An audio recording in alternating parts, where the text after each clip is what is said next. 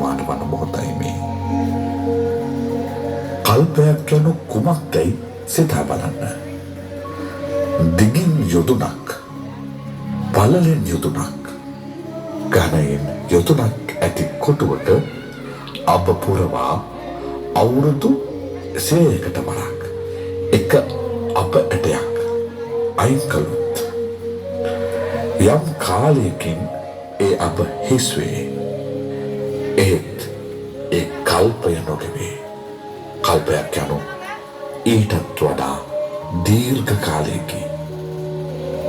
බලන්න ඉහළ අහස දිහා. ඔබට පළමුව දිස්වන්නේ දසදහසක් සක්වලට අයත් වන්නා වූ සූර්ය මණ්ඩලයයි. ඒ කියන්නේ අපට දිවා කාලයට එළිය ලබා දෙන සූර්යයයි.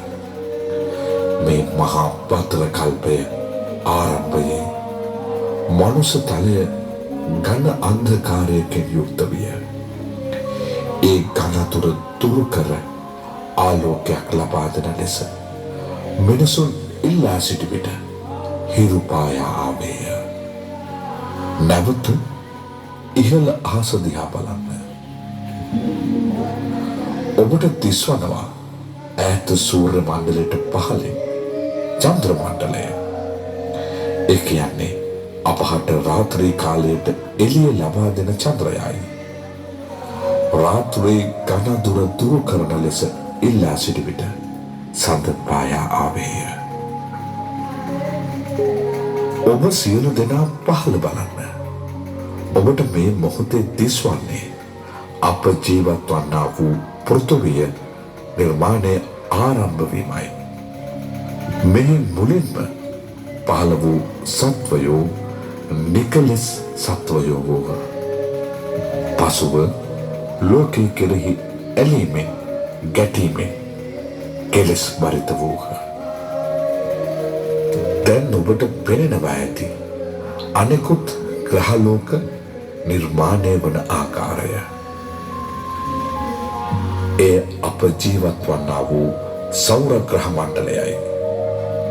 මෙවන් සෞර ග්‍රහ මණ්ඩල දස දහසක් නිර්මිත කිරීමට අප පුංචි පුංචි පහන් කූඩු නිර්මාණය කර ඇත. එය දැන් ඔබට බලාගත හැක. දැන් අප බලමු මගුල් සක්වලක් කියන්නේ මොකක්ද කියලා. සෞර ග්‍රහ මණ්ඩල දස දහසක් මැදේ පිහිටන සම්මා සම්බුදුවරයන් වහන්සේලා බුද්ධත්වයට පත්වන සක්වලටයි මගුල් සක්වල කියන්නේ. ඒ මංගල සක්වලයි. අද සමාජය තුළ මගුල් සක්වලක් කියන වචනය හරියට තේරුමක් නොදැන වෙන වෙන අදහස් වලට භාවිත කරනවා. ඒ පිළිබඳව දැනුවත් වී අප මේ වචනය ගෞරවාන්විතව භාවිතා කරමු. මගුල් සක්වල යනු කම්සප විඳින තැනක් නොව මෙහි පහළ වන බුදුවරුන්ගෙන් බණ අසා සසර දුකින් මිදීමට ක්‍රියා කළ යුතු සක්වලයි.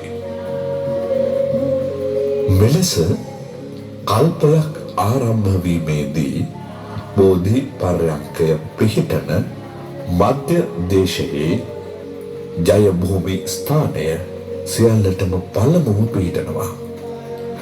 බ්‍රහ්මයන්ට මේ ස්ථානය ඔවුන්ගේ දිවැසට පෙනෙනවා. ලෝකයක් ආරම්භ වෙනකොට චිත්තජ කිරණ වලින් හැදුණු නෙළුම් මැට බ්‍රහ්මයන්ගේ පුණ්‍ය බල මහිමයට ඔවුන්ට පහළ වෙනවා. මේ කිරණ නෙළුම් මැටයක් බඹලොවෙන් මේ මධ්‍ය දේශයේ බෝධීන් වහන්සේ පහළ වන ස්ථානයට වෙනවා. මේ මොහොතේ පහන් කෝඩුව දෙස බලන්න. ඔබට පෙනේවි එම නෙළුම් මැටය පොළොවට පතිත වන ආකාරය. මේක එවන්නේ කිරණ ශක්තිය මුල් වෙලා නිසා ඉතාමත්ම සුළු වෙලාවකදී පොළොවට පතිත වෙනවා. ඒ නෙළුම් ඇටයෙන් විශාල නෙළුම් ගහක් නිර්මාණය වෙනවා. මේ නිර්මාණය වන නෙළුම් ගහ දිහා බලන්න.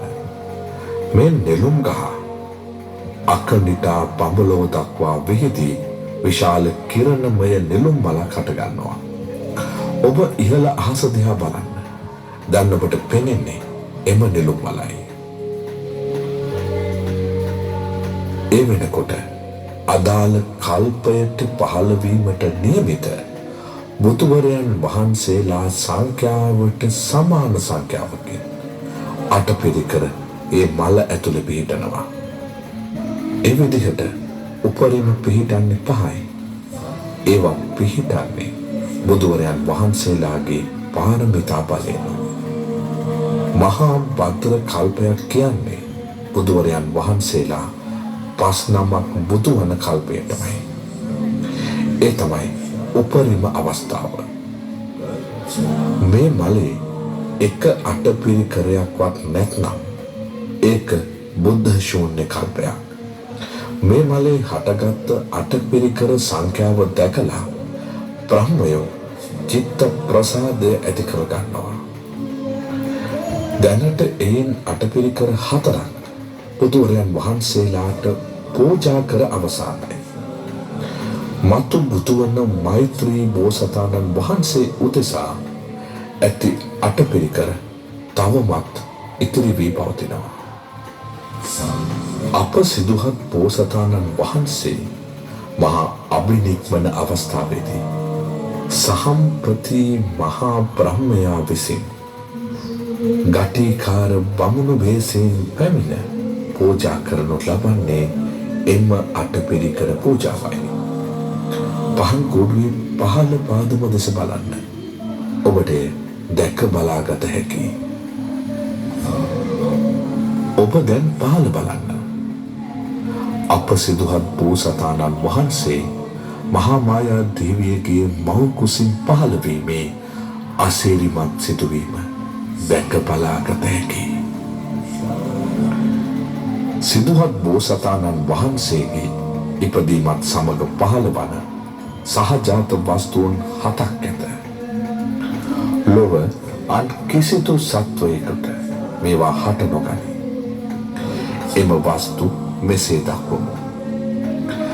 ජයශ්‍රී මහා බෝධිය, මධ්‍ය මණ්ඩලය, යශෝදරා දේවිය, කන්තකාශ්වයා, කාළුදායි ඇමති, චන්න ඇමති, ආනන්ද හිමි. ඔබට පහන් කුඩුව මැද බලන විට ජම්බුද්වීපයේ මධ්‍ය දේශයේ පිහිටන බෝධි පර්යංකයක් දැකගත හැකියි. මේ තුන් ලෝකයම කම්පා කරමින් හා ලෝකාන්තරික නරකය පවා එළිය කරමින් අප ගෞතම සම්මා සම්බුදුරජාණන් වහන්සේ බුද්ධත්වයට පත්වන අවස්ථාව දැක ගන්න.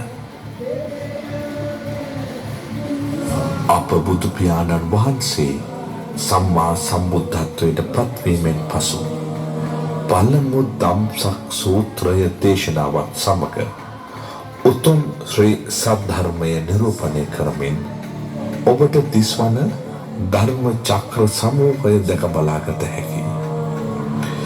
පටිච්ච සමුප්පාද චක්‍රයත් චතුරාර්ය සත්‍ය දේශනාවත් මගින් ලෝක සත්වයා හට උතුම් නිර්වාණ අවබෝධය ලබා දුන්සේක. ලෞකික වූ දිව්‍ය බ්‍රහ්ම තල ගැනත් සසරේ ඇති භයංකාරත්වය පෙන්වන සතර අපාගත තත්වය ගැනත් මනාව දේශනා කරන ලදසේක. ඔබ ඉහළ අහස දෙස බලන විට පෙනේවි දිව්‍ය විමානවල වැඩවෙසෙන දිව්‍ය බ්‍රහ්මාදී පිරිස. අප නිර්මාණය කර ඇති පෘථිවිය දෙස බලන්න. සංසාර ගමන කෙතරම් භයානකද. නිවාවක් නොමැතිද යන්න විවර වන පෘථිවි තලයේ ඔබට පෙනෙනවා.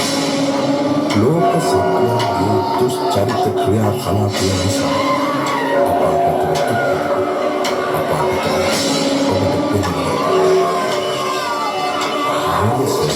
ලෝ සතුන්ගේ දුක නිවාරණය අමා මහ නිවන පෙන්වා දෙමින් පන්සාලිස් වසක් පුරාවට උන්වහන්සේ වැඩ විසූසේක. දස දහසක් සක්වලම කම්පා කරමින් උපවත්තන සල්ුවයනේදී අප මහා සම්මා සම්බුදුරජාණන් වහන්සේ පිරිනිවනට වැඩිසේක. ගෞතම බුද්ධ ශාසනයෙන් අනතුරුව නැවත ආරම්භ වීමට නියමිතව ඇත්තේ මෛත්‍රී බුද්ධ ශාසනයයි. මෛත්‍රී බුද්ධ ශාසනයෙන් පසු මේ මහා භද්‍ර කල්පයට නියමිතව ඇති බුදු පියාණන් වහන්සේලාගේ ලොව පහළ වීම අවසానයි. නැවත බුදු පියාණන් වහන්සේ නමක් බිහිවීම හෝ බිහි නොවීම සිදුවන්නේ නැවත අලුතින් කල්පයක් ආරම්භ වීමෙනි. කල්පයක් ආරම්භ වීමට මේ කල්පය විනාශ වීම සිදුවිය යුතුයි. එය ඉතා දීර්ඝ කාලයක ක්‍රියාවලියකි. අවුවෙන් වැසින් ගින්නෙන් විවිධ ආකාරයෙන් හානිව කිනිගෙන දැවෙන ලෝකයේ දෙස බලන්න.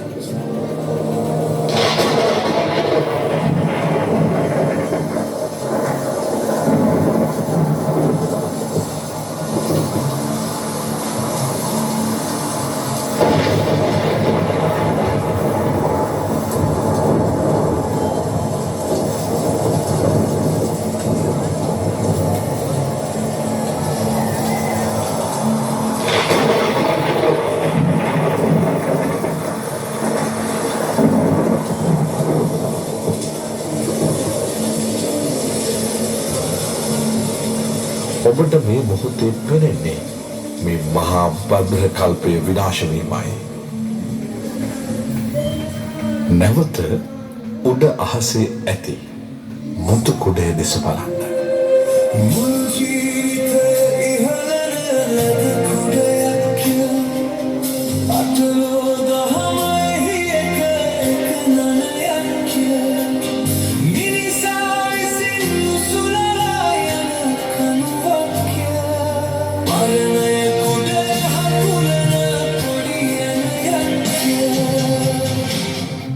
බුදුවරුන්ගේ දේශනාව වන්නේ උතුම් වූ නිර්වාණ ගාමිනී චතුරාර්ය සත්‍යයයි.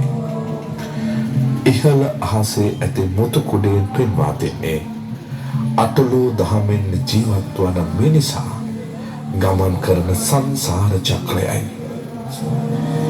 බුද්ධ දේශනාවට අනුව එම සංසාර චක්‍රයෙන් මිදුණු කල පවත්වන්නා වූ උතුම් නිර්වාණය අටවැනි මහලේ ඇති සුළුමිනේ අප විසින් නිර්මාණය කර ඇත. ඉතින් අප මහා සංසාර ගමනේ සදා එය